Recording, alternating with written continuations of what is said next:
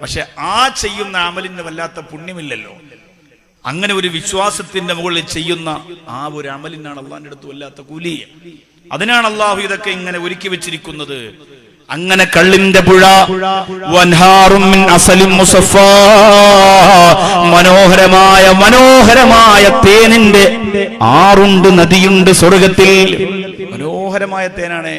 ശർക്കരപ്പാനി കലക്കി ഒഴിച്ച തേനല്ലേ, വെളിച്ചെണ്ണയിൽ മുക്കിയെടുത്ത തേനല്ലേ, ഒറിജിനലാണ്, വയനാട് നിന്നാണ്, ഗൂഡല്ലൂരാണെന്നൊക്കെ പറഞ്ഞു കൊണ്ടുവരും ചില തേൻ കുപ്പി. എനിക്ക് കുറെ ഒറിജിനൽ തേൻ കിട്ടിയിട്ടുണ്ട്. ഒറിജിനലാണോ അല്ലെന്നും അറിയില്ല. തൊണ്ട് തരുമ്പോൾ ഉസ്താദ് ഗൂഡല്ലൂർ ഒറിജിനല ഒക്കെ പറയും.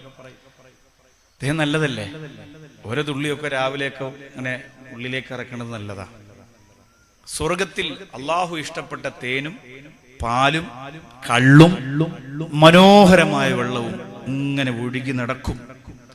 നബി സല്ലല്ലാഹു അലൈഹി വസല്ലമ തങ്ങൾ സഹാബത്തിനോട് ഇത് പറയുമ്പോൾ ഫഖാമ അഅറാബിയ്യുൻ, ഒരു അറാബിയായ മനുഷ്യൻ എഴുന്നേറ്റ് നിൽക്കുകയാണ്. ലിമൻ ഹിയ യാ റസൂലല്ലാഹ്, പറഞ്ഞപ്പോൾ ആഗ്രഹമുണ്ട് നബിയേ, പറഞ്ഞപ്പോൾ ആഗ്രഹം വന്നുപോയി നബിയേ.